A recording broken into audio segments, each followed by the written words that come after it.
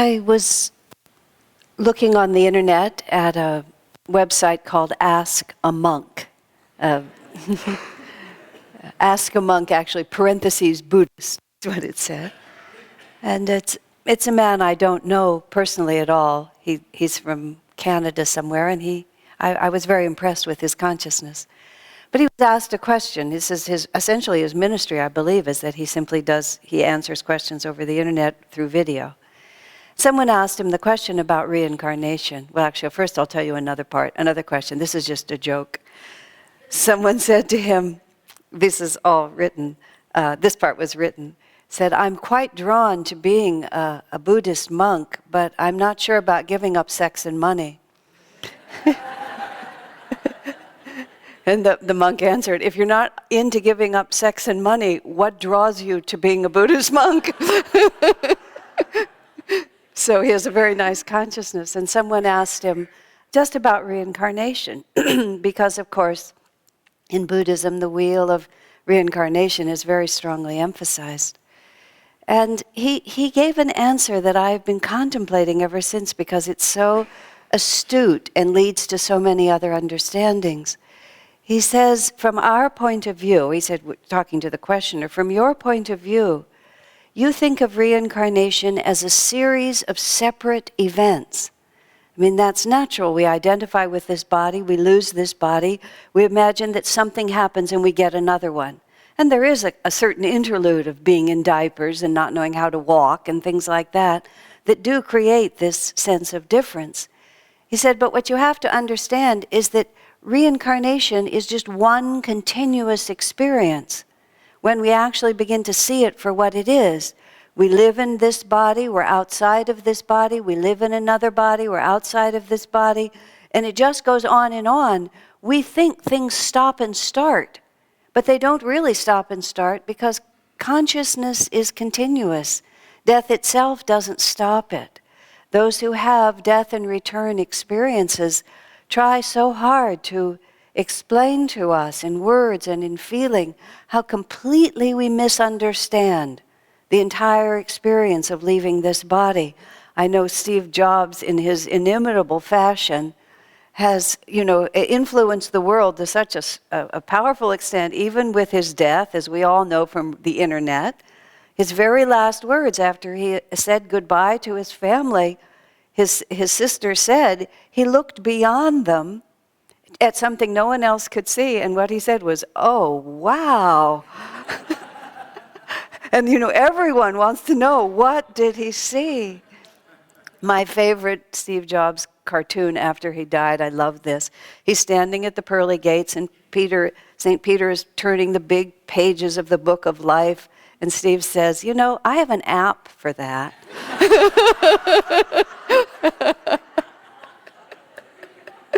It's one continuous experience. We don't change. Just merely dying does not make us either wise or free or really fundamentally different. We're just always trudging along on this path. We have one purpose, and that purpose is to discover, to re-identify, to embrace again the reality that we have always been. People get quite involved in the question of why did we get so confused? Why did we wander away from our true self? Well, the answer I give myself to that question in much smaller ways is it seemed like a good idea at the time. That's all. Just somehow, even though in retrospect it was really a very bad idea, at the time it seemed like a good thing to do. Somewhere in the process of our expression from the infinite, as we say every week in the Festival of Life, when God sent the little bird out, he said, you have a divine mission to be fruitful and to multiply and to share with multiply your wisdom and to share your wisdom and your understanding with all. And then the bird kind of gets going, and he feels the power of flying on his own and being out there outside of his parental supervision. The Heavenly Father's supervision. He's way out here doing it, and it feels good to be his little self. And he begins to think that the wise thing to do is to build that little self up bigger and bigger. It's the exact folly of the wave on the ocean imagining that its power to be the wave is really its own. Look at me, I'm a pretty impressive wave, aren't I? And I've really moved far away from that great ocean of being. I'm just way up here. Except, of course, what happens is, and that's what happens to all of us sooner or later.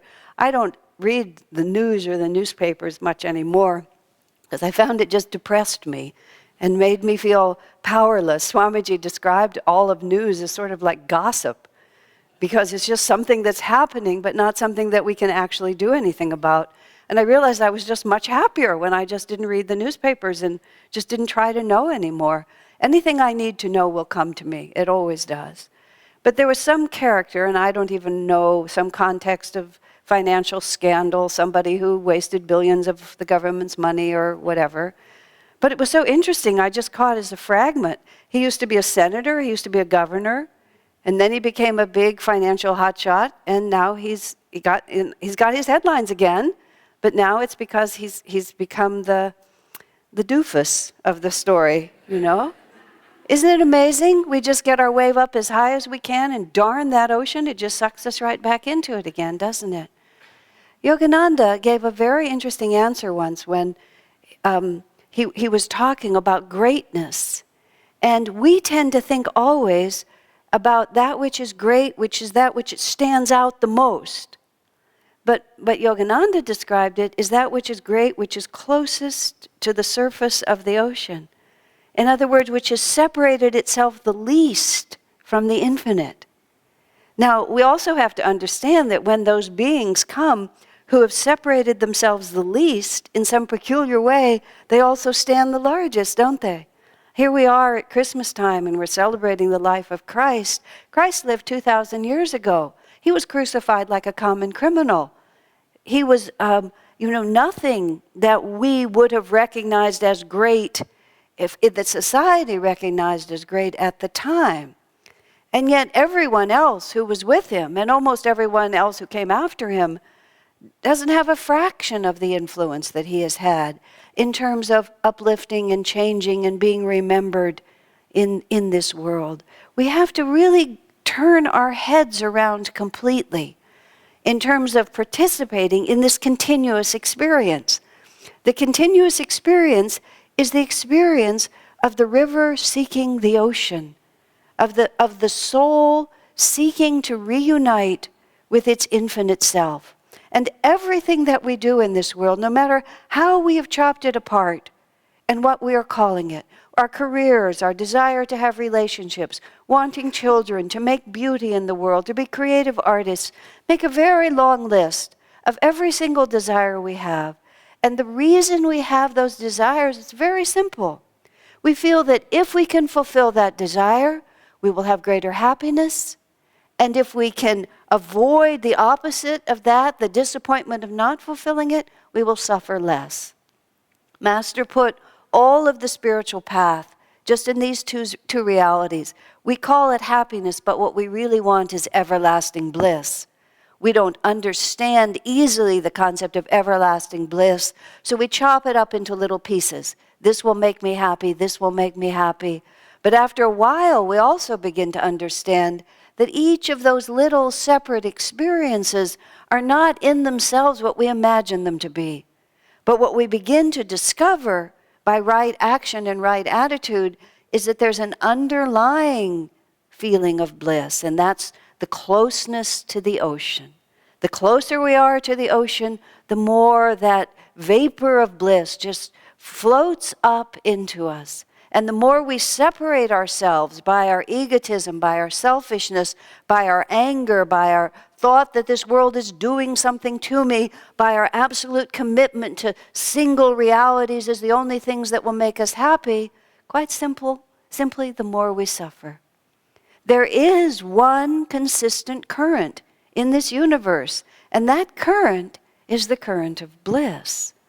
When everything else goes away, what we find is a current of bliss. And all of us have touched on that at least a little bit, or else you wouldn't be here. There has to be some faith that there's an inner reality possible. That's the unifying quality of everyone who comes into this temple. to one degree or to another, somehow we have figured out that no matter how much I accumulate of these realities, what I'm really looking for is already inside of me. I just don't quite know how to get to it and hold on to it. And that's the whole spiritual path.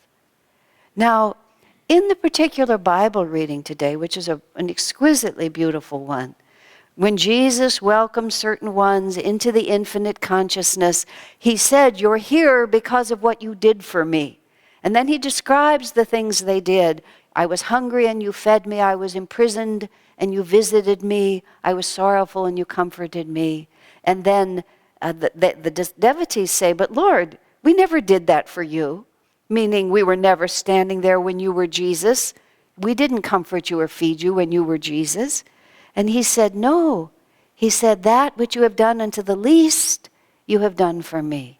And this is a beautiful allegorical way of saying, an image that tells us that whatever we do anywhere in this universe, we are actually looking at the presence of God if we but have the eyes to see it.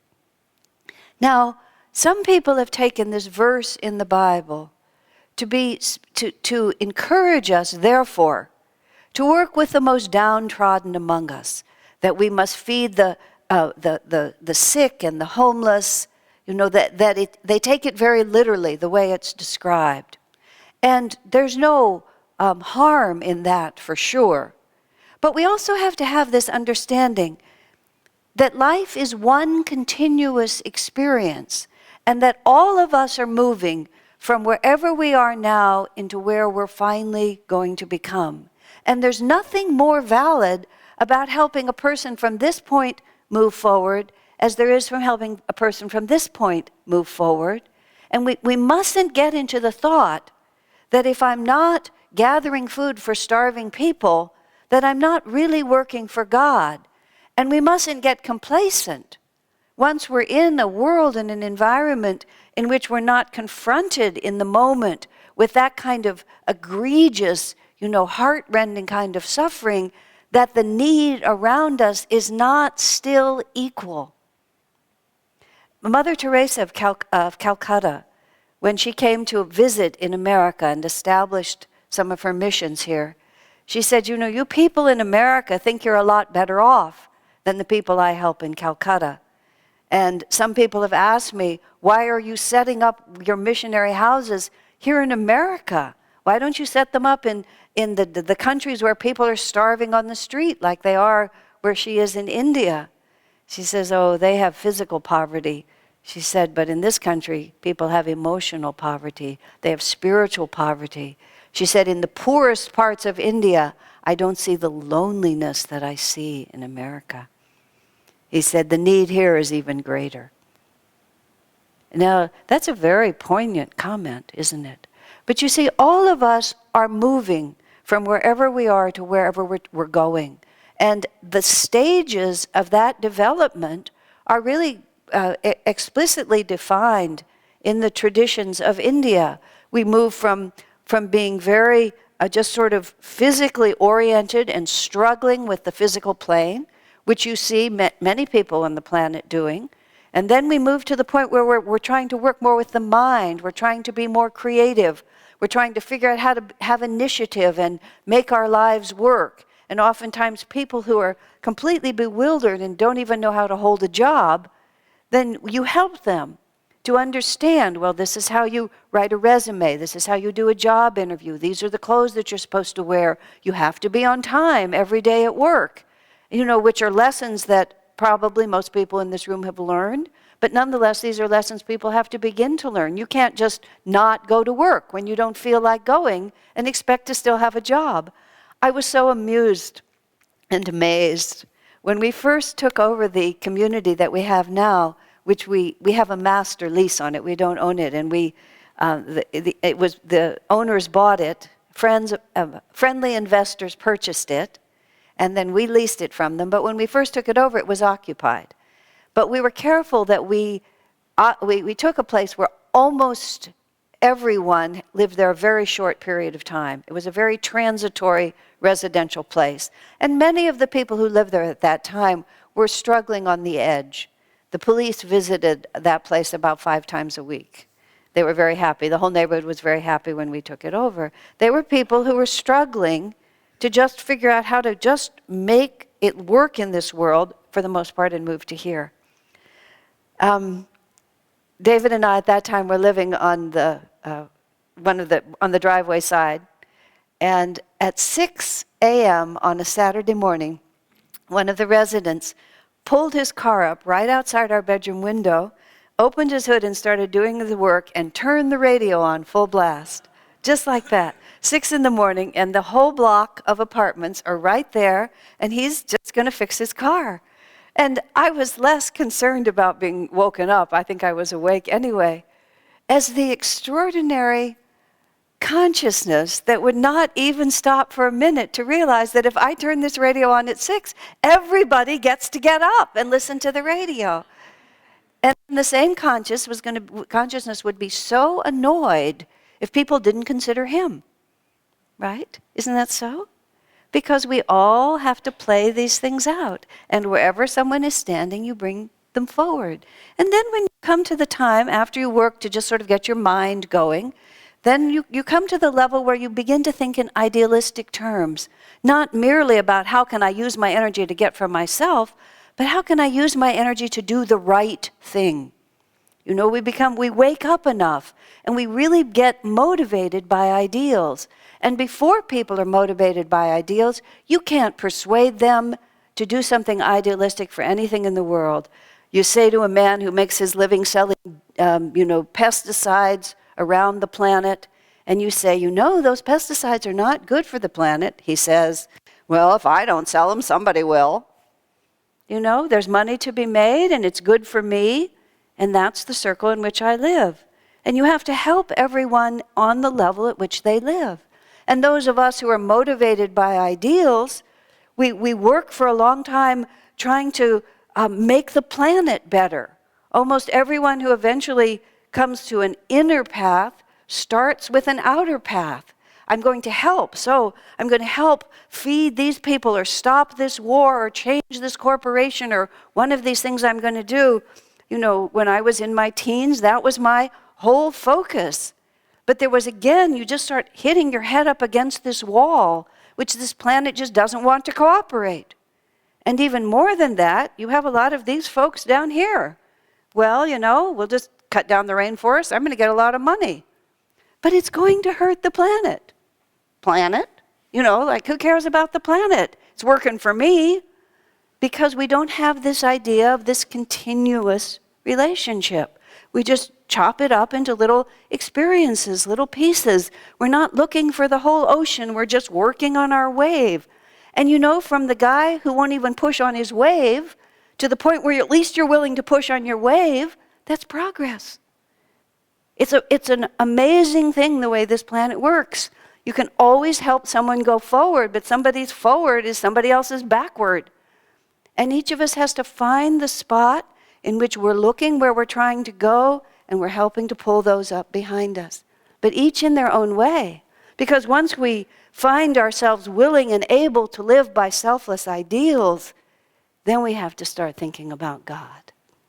Then we have to start asking ourselves not merely what looks good to me, what even sounds really good on paper, but where is the ocean itself trying to go?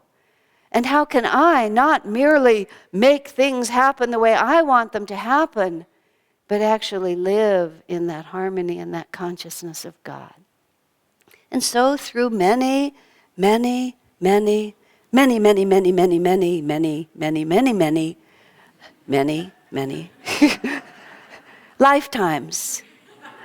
many more than you want to know. When Swami Kriyananda said to Yogananda, have I been your disciple for many incarnations? How long have I been your disciple? Yogananda said, well, it's just been a long time, that's all I'll say. Desire, confusion comes in, we get very clear about what we're doing, and then something sucks us off again. We watch it all the time. You start out in one direction, even in one's own house. You start out in one direction, you go downstairs. In our house, you have to go downstairs. You go downstairs to the kitchen for one specific reason. You notice something else, you notice something else, you notice something else. Pretty soon you're sitting down to breakfast and you can't remember, what it was you first came downstairs for. Just multiply that. We start out with one incarnation with a pretty clear intention, and then, wow, that little girl next door is cute, And then you get back in the afterworld and you say, uh-oh, where was I trying to go? Until gradually, we do it enough times because it's one continuous experience. And what Jesus is telling us and asking us to care for one another, and then what the Gita is saying, so beautiful in this, those who keep their eyes on me, who are conscious of me everywhere, they never lose sight of me. And then the other side of the promise, and I never lose sight of them. It's so sweet, isn't it? Swamiji says that Master used to quote that verse of the Gita very often, because he was not only talking about the divine, he was also talking about himself. Himself as the guru watching out for his disciples. There was one of his disciples, this man from Mexico, and Master said to him, he said, I lost sight of you for a few incarnations. Meaning that he himself went out to do whatever he went to do. I lost sight of you for a few incarnations, but I'm never going to lose sight of you again. And very often, Swamiji said, that disciple would say to Master, remember your promise. And he said, I remember. Now imagine drawing that kind of promise directly from one who has the capacity to keep it. And what are the implications of that promise? The implications of that promise is that we will find that stream of bliss and we will never be moved away from it. Because what draws us into it is that guidance from the Master and the constant magnetism of the ocean drawing the river back to itself. This is why we were born. This is why Jesus was born. This is why he came into the earth. That which you do for the least among you, you do for me. And that doesn't mean just, as I was saying earlier, just doesn't mean the poor people in the soup kitchen. It means the least little action that you're carrying out. There's nothing so small that God is not present. It's hard even to imagine completely in it. There's a statement by Meister Eckhart. I've never read much of his, but he was a great mystic. And he says, I move my hand, and Christ moves who is my hand. Yesterday I was making cookies. I was making what I will modestly call my famous chocolate chip cookies. And each little cookie has to be formed. And it's a little boring for a person of a very active mind like mine. Here I'm just making these little cookies. And I kept thinking of that phrase of Meister Eckhart. And I'd pick up a little bit of the cookie dough and I'd make one little cookie. And I would think, what if we were making this cookie? Jesus' hands are moving, making this little cookie.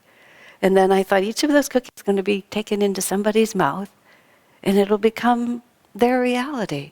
And then something so trivial in the great scheme of things, is just forming these little cookies, becomes in itself a divine experience. That which you do for the least among you, you do for me. And in the Indian scriptures, they speak of this, and this is something the devotee has to get his mind around. If you act with divine love, everything you do is of utmost importance. We think, this man was the governor, he was the senator, he controlled millions of dollars. Now he's on all the national news because of his bad actions. Where does all that fit? Pick up a leaf with devotion, Master said. Just rake the field with the complete consciousness of God moving through you. Then you keep the promise of the Gita. He who keeps his awareness constantly on me, he never loses sight of me, and I never lose sight of him. What a beautiful promise at all times and especially now at Christmas. God bless you.